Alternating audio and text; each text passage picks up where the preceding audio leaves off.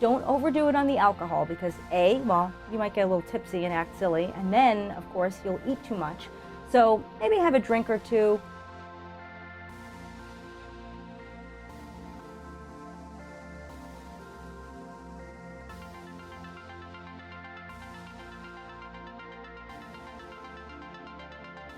Everyone always wants to know, well, how do I avoid overeating at holiday parties?